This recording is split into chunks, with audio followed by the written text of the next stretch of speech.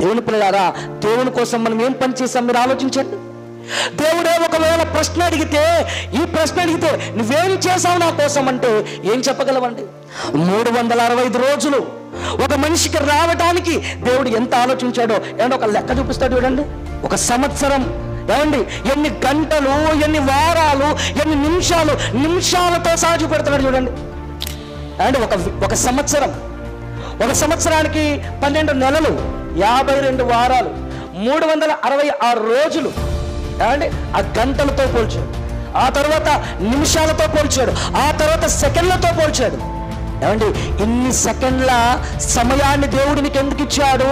ఇన్ని నిమిషాల సమయాన్ని దేవుడినికి ఎందుకు ఇచ్చాడు? ఇన్ని గంటలు, ఇన్ని వారాలు?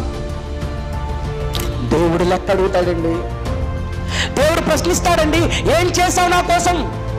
ఇంత కాలాన్ని ఇచ్చాను కదా, ఇంత సమయాన్ని ఇచ్చాను కదా, ఇన్ని సంవత్సరాలు నిన్ను కాపాడుతున్నాను కదా. అండ్ ఒక సంవత్సరం లెక్కదైతే మరి ఈ రోజు నీకు ఎన్ని సంవత్సరాలు వచ్చాయి? 30 సంవత్సరాలు, 40 సంవత్సరాలు, 42, 43, 45 ఇన్ని సంవత్సరాల కాలంలో నువ్వు ఆయన కొరకు ఏం చేశావు? దేవుడి కోసం ఏదైనా మంచి కార్యక్రమం చేశావా? లేదా ఒక సభ పెట్టించావా? లేదా దేవుడి కొరకు ఏదైనా వస్తువు కొన్నావా? లేదా దేవుడి కోసం ఏదైనా చేయగలుగుతున్నావా? అసలు నువ్వు చేసిన పనేంటి? దేవుడు అడగడం లెక్క.